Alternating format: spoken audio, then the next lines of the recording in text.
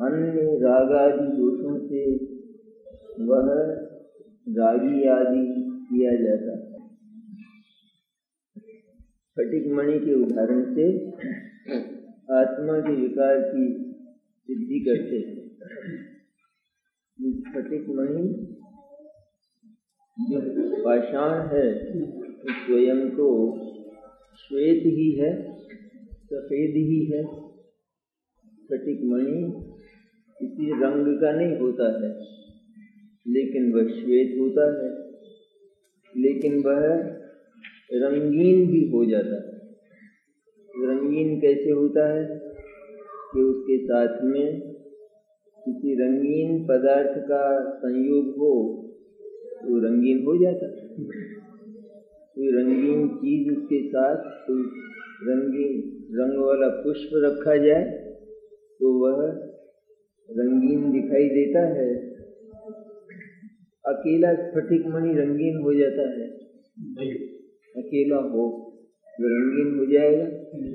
तो कब होता है कि जब अन्य का योग होता है किसी लाल आदि द्रव्य का, तो वह लाल हो जाता है।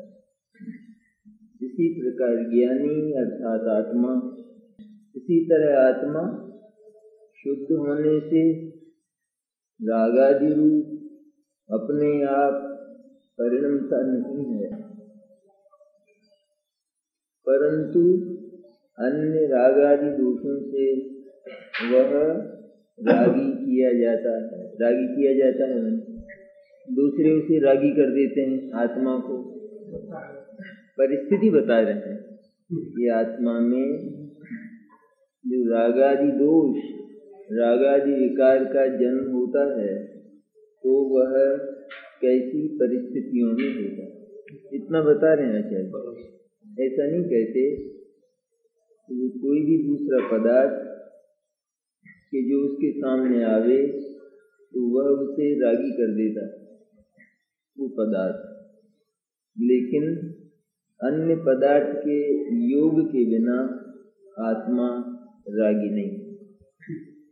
आवश्यक नहीं कि दूसरा पदार्थ हो तो वहाँ आत्मा रागी हो जाए, लेकिन जब जब आत्मा रागी होता है, द्वेषी होता है, मिथ्या दर्शन रूप परिणमता है, तो वह किसी अन्य के होने पर ही परिणमन करता है। परिस्थिति बताई है।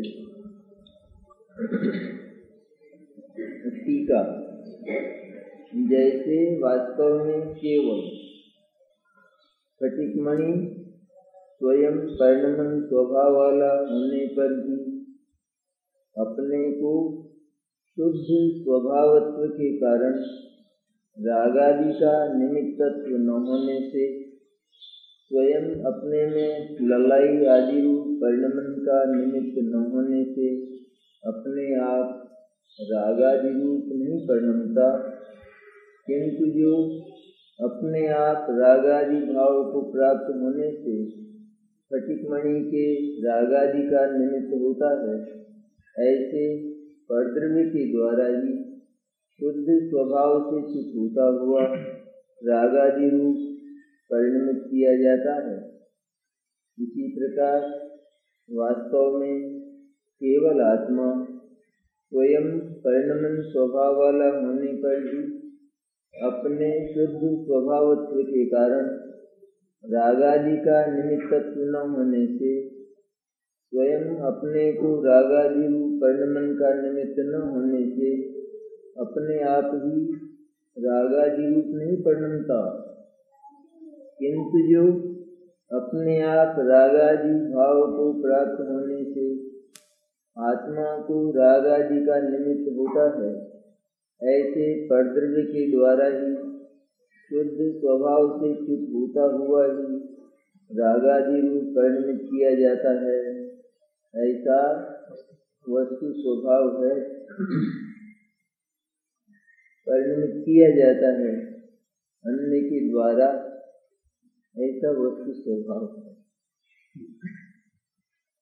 अन्य का कर्ता कर्म तो सिद्ध नहीं किया ना आचार्य ने।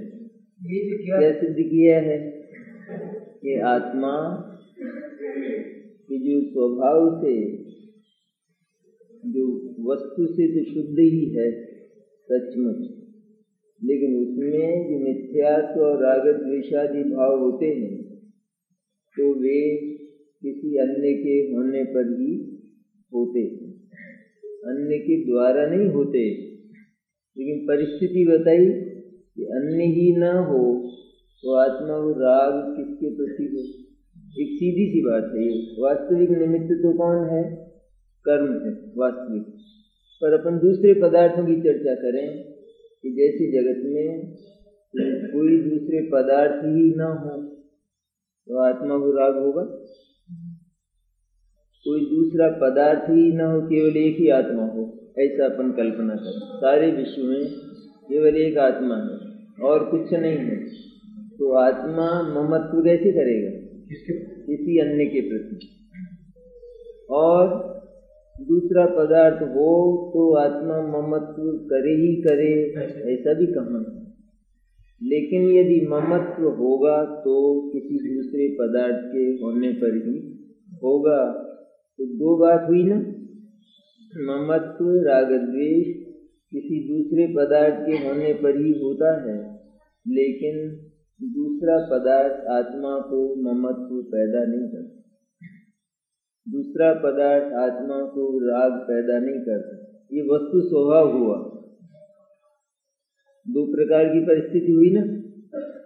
एक तो क्या कि आत्मा अगर कोई अन्य पदार्थ ही ना हो तो उसको विकार नहीं हो सकता, अर्थात ममत्व और राग द्वेष नहीं हो सकता। लेकिन अन्य पदार्थ के होने का यह अर्थ नहीं है कि वह दूसरे पदार्थ के प्रति ममत्व और राग करे ही करे, क्योंकि अगर ऐसा हो तो भगवान अनंत को राग होगा, सिद्धों को भी राग होगा। वहाँ भी है पदार्थ तो दूसरे, सिद्धिशिला में है कि नहीं पदार्थ दूसरे? सिद्धिशिला है कि नहीं? खुद सिद्धिशिला, सिद्धिशिला के प्रति राग हो जाए तो कितना बढ़िया छत्र है ये, ऐसा हो जाए। लेकिन नहीं होता है ना। लेकिन होता है तो कब होता है? कि अन्य पदार्थ के होने पर ही होता है। झगड़ा हो सकता है अकेले में? नहीं। अकेला ही हो आदमी, झगड़ा हो जाएगा? किससे करेगा? नहीं होगा। अकेला नहीं लड़ सकता, तो कब लड़ेगा? दो होंगे तो लड़ेगा ही लड़ेगा, ऐसा भी नहीं, वो भी नहीं है।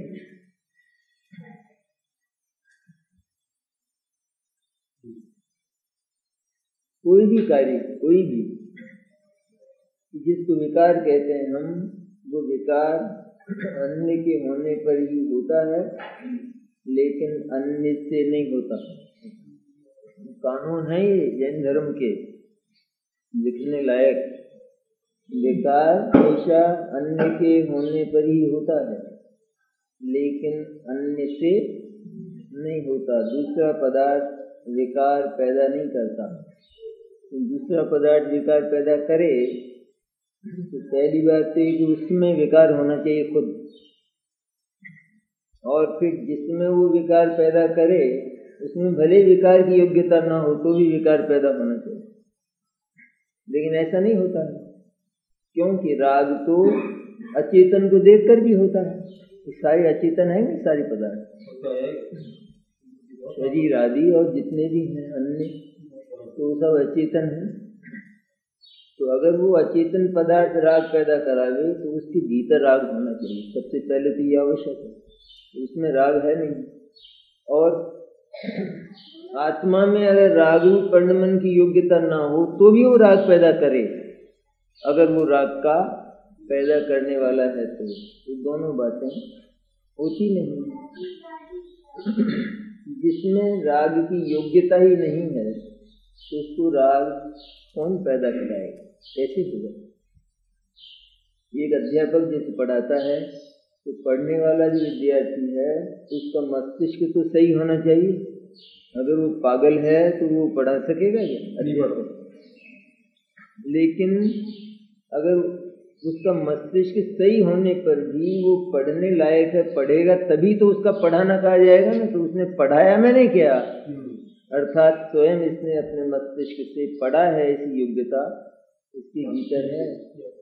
इसी तरह आत्मा, यहाँ केवल परिस्थिति क्या बताई है, आत्मा नाम का पदार्थ वो तो अपने आप में शुद्ध ही है, शुद्ध नहीं है, क्योंकि कोई भी पदार्थ उसमें किसी की मिलावट न होने के कारण वो शुद्ध ही होता है। तो फिर राग क्यों होता है आत्मा में? आत्मा की पर्याय में ममत्व और राग क्यों होता है कि अन्य पदार्थ होते हैं तो वहाँ अन्य पदार्थों के प्रति वह आकर्षण का अनुभव करता है, इसलिए राग होता है। तो अन्य के होने पर ही होता है, अन्य न हो और फिर भी ममत्व और राग हो जाए तो फिर आत्मा कभी भी शुद्ध नहीं रह सकेगी। क्यों हो गया? कभी भी हो गया। कैसे हो गया? तो हो गया, बताओ क्या? भगवान सिद्ध को भी राग हो गया, क्या हो गया होगा? तो नहीं होता है, हो नहीं सकेगा। तो इसी प्रकार वास्तव में केवल आत्मा में अकेला आत्मा स्वयं परिणमन स्वभाव वाला होने पर भी, परिणमन इसका स्वभाव है, परिवर्तन तो वो करता है, लेकिन इसका जो रागादि रूप परिणमन है उसमें एक शर्त है, और वो शर्त ये कि वह किसी अन्य के होने पर ही होगा। ऐसा अपने शुद्ध स्वभावत्व के कारण रागादि का निमित्तत्व न होने से, क्योंकि आत्मा स्वयं तो शुद्ध है इसलिए वह स्वयं तो राग का निमित्त नहीं हो सकता, इसलिए कोई अन्य ही उसके राग का निमित्त होता है। स्वयं रागादि रूप नहीं परिणमन करता। देखो, निमित्त का अस्तित्व यहाँ सिद्ध कर रहे हैं, इसलिए यहाँ पर जो उपादान का पक्ष है उसको कुछ गौण करके भाषा लिखी। स्वयं अपने आप रागादि रूप नहीं परिणमता, ये भाषा लिखी ना, ये तो अमृतचंद्राचार्य की है।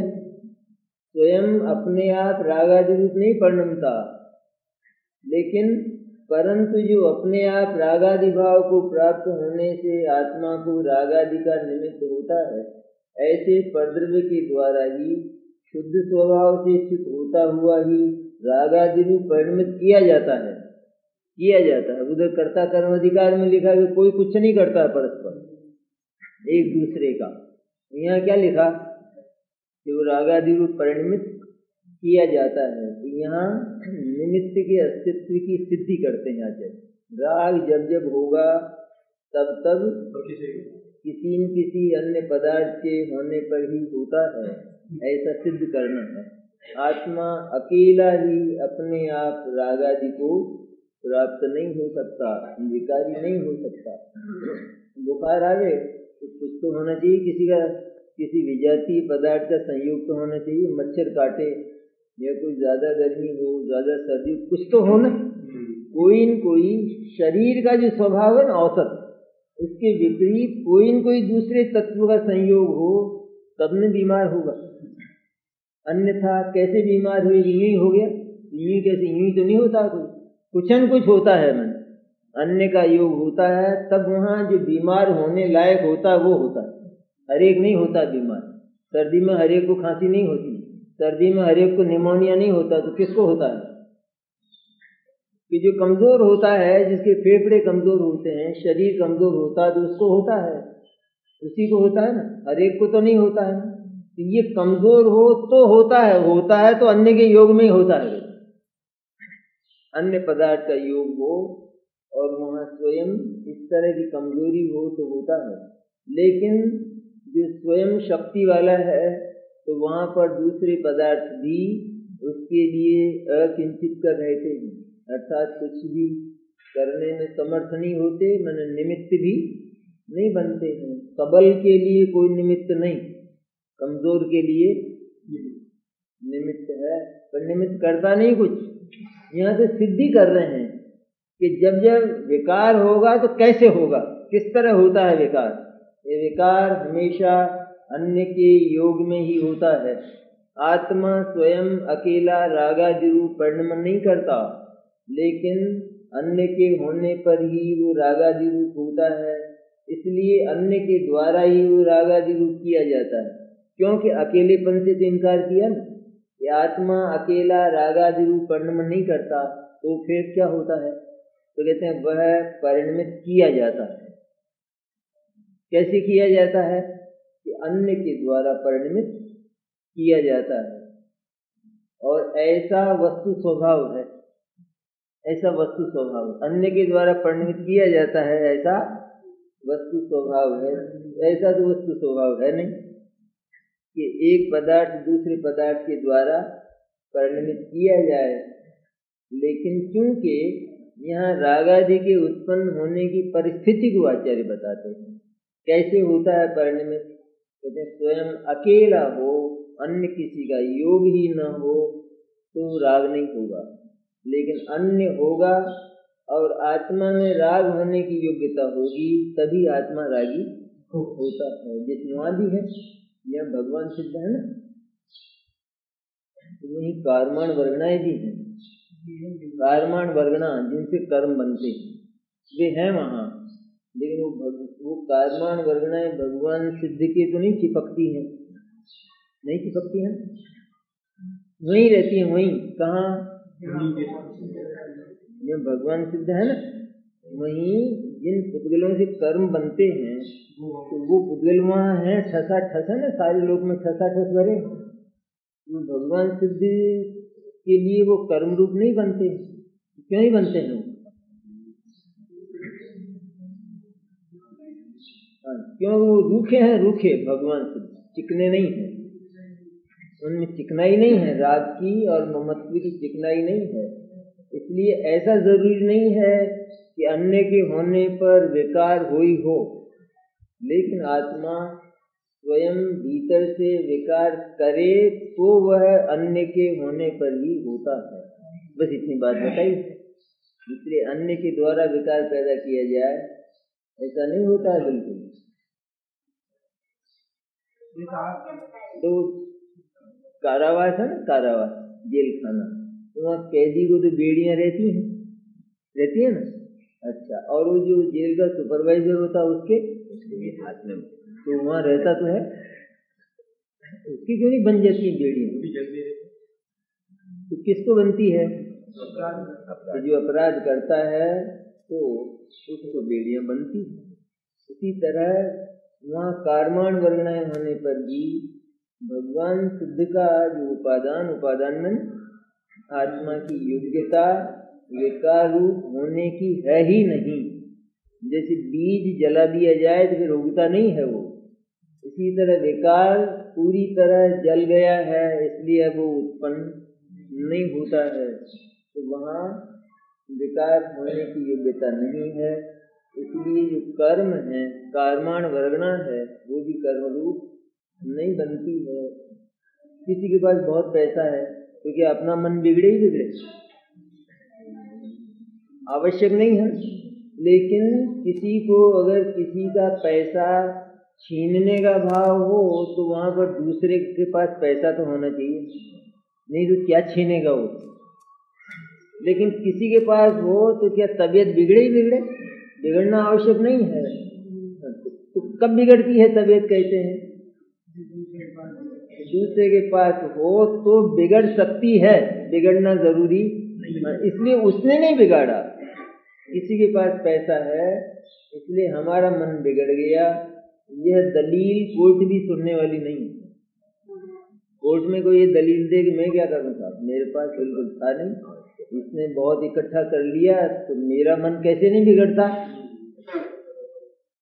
तो कोई सुनने वाला नहीं है तुम्हारी। ये मनुष्य का कर्तव्य नहीं है। परिश्रम करो लेकिन किसी के साथ छीना झपटी मत करो। ये दलील नहीं सुनी जाती कि तुम्हारे पास कुछ नहीं है तो तुम दूसरे के साथ ये लूटपाट करो, ये नहीं सुनी जाएगी। खाना चर्चा में निमित्त रोटी इसी को प्रस्तुत किया था।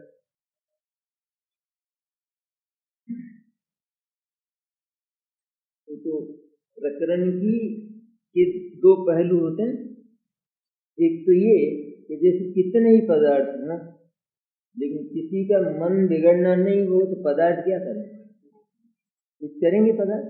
जिस मुनिराज हैं उन्होंने इतना सब कुछ छोड़ दिया ना, तो क्या छोड़ा? पदार्थ छोड़े, भीतर से राग छोड़ा, राग छोड़ दिया है। तो जो मुनिराज अपना घर छोड़ गए, जो चक्रवर्ती है, छोड़ गया सब, उसके बाद फिर उसी नगर में आया और आहार के लिए मान लो उस अपने ही घर में वहीं आ गया। कहाँ?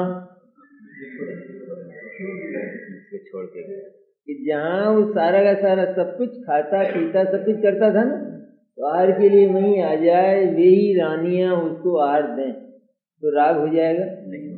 तो है तो सब है तो सही, होगा राग? नहीं होगा। तो अगर ऐसा हो, किसी दूसरे के द्वारा आत्मा में विकार पैदा किया जाए, तब तो कोई आत्मा निर्विकार नहीं रह सकेगा, किसी भी प्रतिज्ञा का निर्वाह भी नहीं हो सकेगा, क्योंकि सीधा सा तर्क ये हो जाएगा, तो मैं क्या करूं? ये पदार्थ आ ही गया तो मुझे राग नहीं होगा।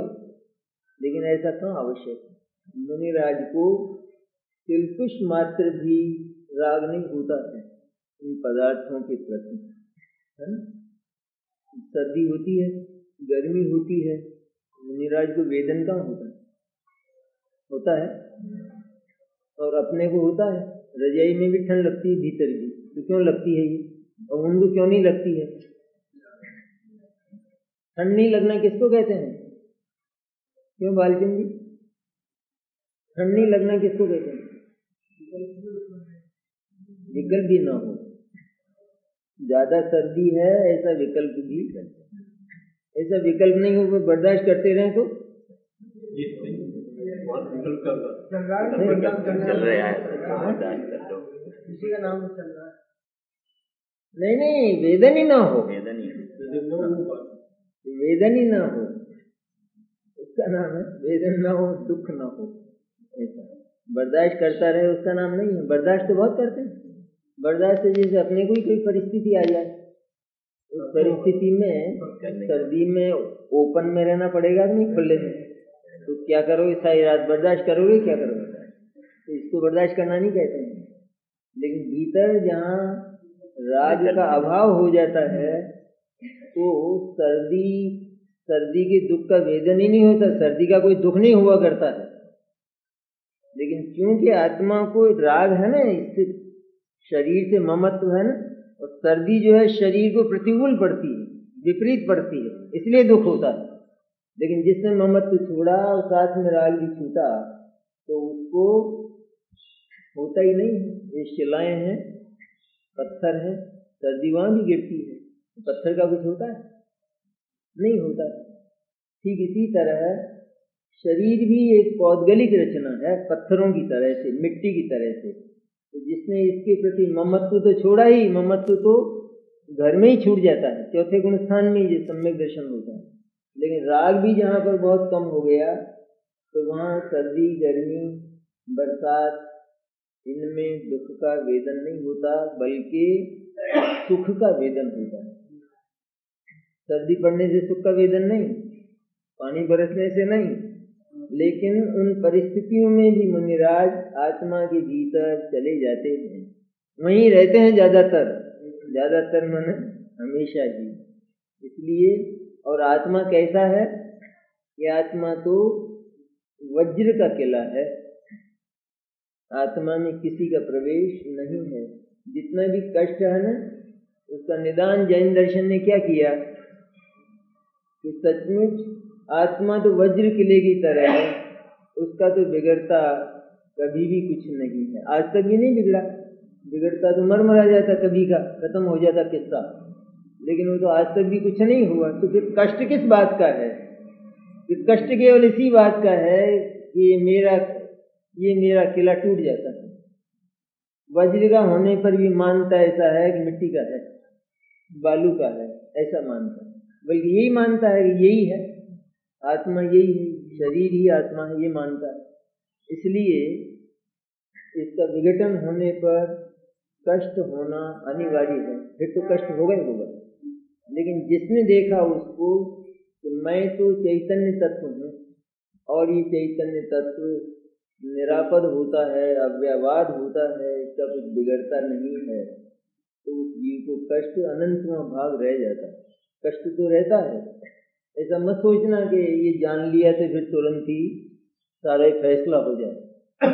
जान लेने पर और उस आत्मा का वेदन हो जाने पर भी आत्मा की आदत क्योंकि पुरानी है ना राग आदि करने की, इसलिए एकदम उस आत्मा में लीन होकर सारा काम पूरा नहीं हो जाता। तो ज्ञान में ये निश्चय हो जाने पर फिर धीरे धीरे राग का नाश हो जाता है, एकदम नहीं हो जाता। जैसे आरोप देते हैं ना, समाचार पढ़ने वाली आत्मा की बातें करते हैं तो मुनि क्यों नहीं बनते, मुनि क्यों नहीं बन जाते हैं? भाई आत्मा की चर्चा करना और आत्मा के वेदन करने का मतलब ये है कि छलांग मार जाए एकदम। लेकिन देख लिया नहीं कितनी मील है कि तेरा गांव कितनी दूर है, 5 माइल है, तो फिर ये एक एक कदम क्या चल रहा है, एकदम भाग क्यों नहीं जाता है, छलांग क्यों नहीं लगाता? छलांग लगाऊंगा तो गिर और जाऊंगा कैसे? तो उसकी पद्धति यही है, इतना निश्चय है, मुझे मालूम है कि यहाँ से इतना है, रास्ता भी यही है। ये क्या हुआ, ज्ञान और श्रद्धा, लेकिन एक एक कदम चलना पड़ता है। पुरुषार्थ की गति इसी तरह की होती है। किसी विद्यार्थी को कहा जाए कि क्या पापड़ बेल रहा है ये एक एक साल में, चौथी 5वीं 6ठी क्यों नहीं एमए में क्यों नहीं जा बैठता, वहां धक्के खाने के लिए बैठूंगा क्या करूँ? क्रम ही यही है इसका कि जान लेने के बाद सही बात को जान लेने और श्रद्धा के बाद भी चारित्र का जो विकास है उसमें क्रम पड़ता है, धीरे धीरे होता है। अपने यहाँ जो उदाहरण है ना प्रथमान योग के, प्रथमान योग में कितने उदाहरण हैं? भगवान आदिनाथ कितने बरस रहे गृहस्थावस्था में, गृहस्थावस्था 83 लाख। किसको कहते हैं 83 लाख? कल्पना होती है 83 लाख पूर्व में नहीं क्या अपन कल्पना, उसको गिनती में नहीं लिखा जा सकता। महाशंख तक गिनती है ना, वो 20 अंक तक, इससे आगे की है बात। कितने वर्ष, तो यहाँ 150 वर्ष की उम्र वालों को तो कहे कि भाई जल्दी क्यों नहीं करते हो, तो भगवान आदिनाथ को बोलो ना कि ये क्या कर रहे हो। तो भगवान आदिनाथ शायद सम्यक दृष्टि उसी भाव से मोक्ष जाने वाले 83 लाख पूर्व तक गृहस्थावस्था में, और फिर उनको वैराग्य पैदा करने के लिए भी नीलांजन आई, तो वैराग्य नहीं हो रहा था।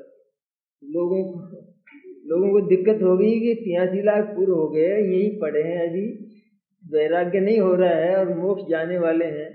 वो नीलांजन आई ऊपर से, वो देव आया, इसलिए आया था, वो नृत्य करने आया था क्या, वैराग्य पैदा करने के लिए आया। ऐसे जो होते हैं भावों की विचित्र गति, उसको क्या मतलब था भगवान, वो जाएंगे नहीं जाएंगे, चले जाएंगे आराम से। तो कहते हैं भगवान तो ऐसे मस्त हो गए कि वो वैराग्य नहीं हो रहा है। तब वो वहां से आके उसने नृत्य किया और फिर मर गई हाथों हाथ, तो वैरागी हुआ भगवान। ये स्थिति है। तीर्थंकर को वैराग्य पैदा करने ऊपर से वो आ रही नीलांजन, और तीर्थंकर का तो नियम है तो मोक्ष जाएंगे, लेकिन परिणामों की गति मैंने कितनी विचित्र है। तो प्रश्न ये है कि कोई ये कहे कि क्यों नहीं हो जाता है, बात क्या करते हो? बात नहीं है ये काम करते, बात है क्या ये आत्मा की बात?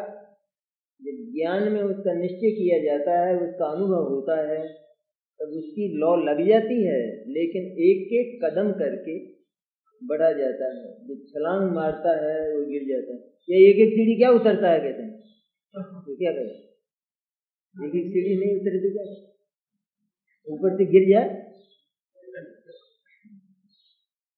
इसी तरह पुरुषार्थ भी थी,